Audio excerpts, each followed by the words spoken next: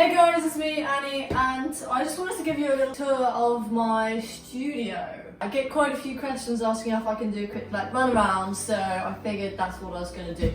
Let's go. Okay, this is a Fender Jazz bass. It's a Mexican and it plays really, really nice. It's actually got flat wounds on it at the moment. This guy is a D'Angelico EX DCTP. It's like got this kind of, I don't actually know what it's called. If anyone knows what it's called, yeah, let me know. Really nice grain going on it. This is another D'Angelico. It's an EX 175. Really nice, hollow body, beautiful Bixby bridge. Really, really nice guitar. This is my one and only acoustic. This is really beautiful guitar. There's the model if you want it. Lush to play. I have the action quite low, and so yeah, it's really nice to play. This is a Fender Telecaster. It's the first telly I ever bought. That's all my own wear. It's a Mexican. Bought it from a shop on Denmark Street in London, in Soho. The baby is my first proper guitar that I bought. I got it in about, well, when I was about 15, 16. That's all over time relic. It's honestly just one of the most beautiful guitars I've ever played still to this day. Alrighty, I figured it might be good if I'm actually in these videos. This is my LSL Telecaster. It's bloody beautiful. Look at this neck. It's roasted bird's eye maple. It's honestly an absolute delight to play. I kind of saw it and then I hit them up and I was like, I really want one of your guitars. And I sent them every spec that I wanted, how many frets, what kind of neck I wanted, everything you can think of, the hardware, what colour it is, what kind of relic, pickups, and then they made it and they sent it to me and it's pure delight. This guy is the new American Professional 2. It's really nice to play. I'd say it's one of the nicest, if not, I haven't played them all so I don't know, but out of the ones I've got, it's the nicest Fender that they've brought out in a long time. I actually have the American Professional in silver as well, but that's in LA for when I go there. This guy's got the, and it's really easy, you don't have to pull it up, that's awesome, nice one Fender. It's just really, really, really nice to play and really sick colour. This is the American Performance Strat. It's really nice, it's really light, I think. It's also got the... This is a lot lighter to play, even though it's got the same strings as I use on all my guitars, which is 9-46 Diodario. It just feels a lot lighter. This is the American Ultra. It's heavier than the other ones. Plays really nicely, sounds really, really nice. This guy's got pretty awesome. Yeah, so they all sound different and you can get different tones out of all of them. I just love having the variety, it completely depends on what I'm playing. Sometimes I just pick up one rather than the other just because I'm I'll play you today.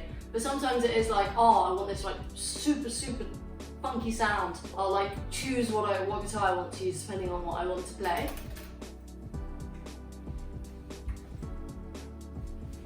This is called a Lava Me guitar.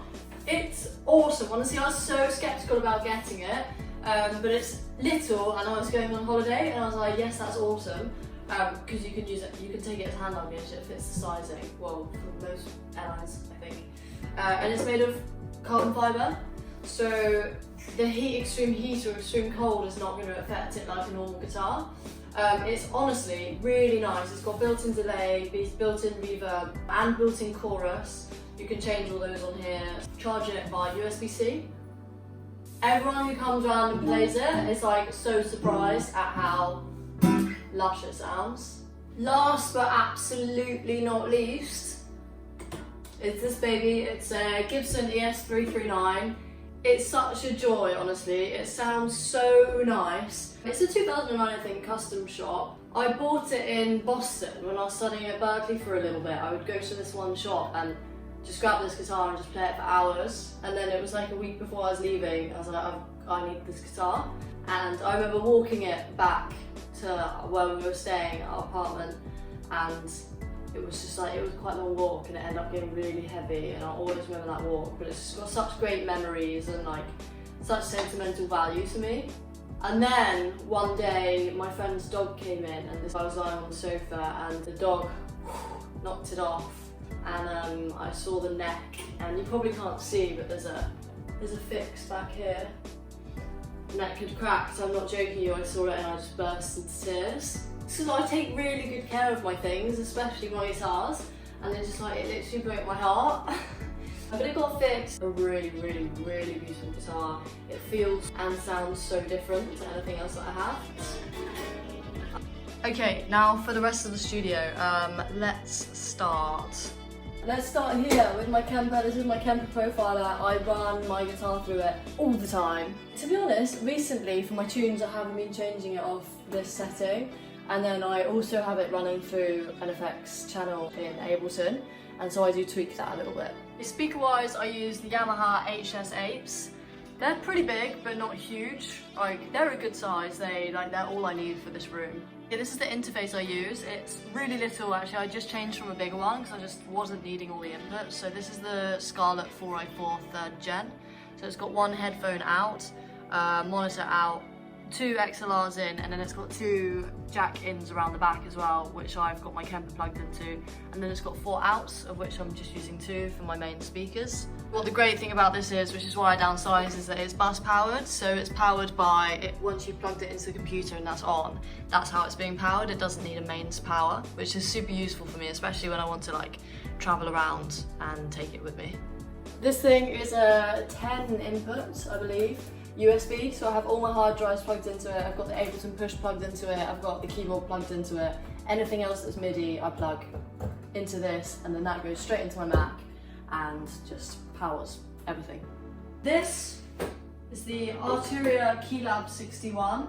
It's just so basic, but it can do everything I need it to do. I use these for like samples and stuff, like the little triggers on there.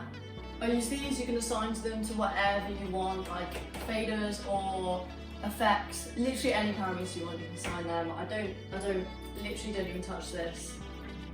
Occasionally change the octave, other than that, don't touch that. It's like really light, and it does everything that I need it to do.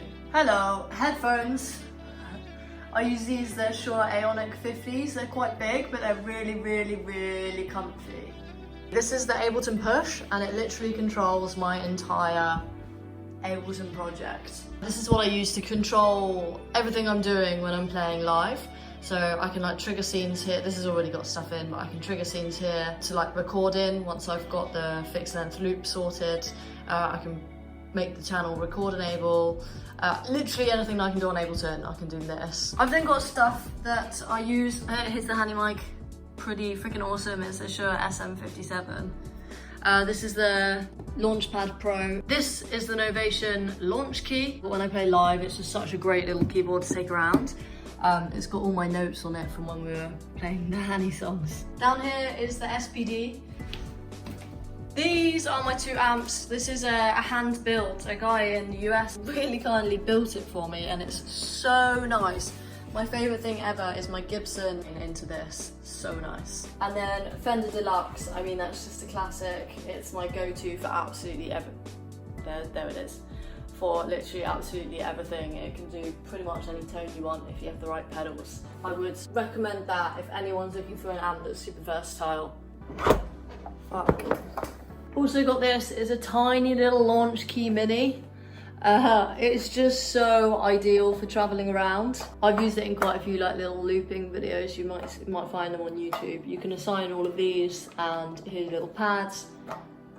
It's pretty awesome. I have got a couple of questions about what I use to monitor when I play live. So these are my 64 audio IEMs. They have 8 drives in them. And these are my Ultimate ears, and these have 18 drives. And then I use these drawers and these drawers to store everything. I have cables neatly arranged, XLRs, jacks, you name it. Pretty much everything you're gonna need you can find in one of these sets of drawers. Oh, and then to film, I literally have a mic stand, and I attach one of these, I don't know what they're called, Gorilla Pods or something, to it. and then I stick my phone on it, I get it right, and that's about the angle you're getting, isn't it? Oh yeah, how could I forget? This is my Roland V drums. The velocity sensitivity on it is amazing. It's as good to a real drum kit as you're gonna get without being a real drum kit, I think. And then when I want to record it, I just patch it in here, and I run some very long jacks all the way down there into my interface. I didn't really ask for this bit, but I'm gonna give it to you. These are like all the live racks. So there's like interface and everything in that, which you can just plug everything straight into. And then there's wireless mics and wireless guitar leads, and then there's IAM receivers and packs. I think I've covered everything. I guarantee you I'm gonna finish this and I'm gonna realise if there's something that I haven't covered. If you have any questions, just comment below and I'll answer them. I hope you found it interesting in one way or another. If you liked it, give it a thumbs up, share it with your friends, hit that subscribe button, and I'll see you soon for another video.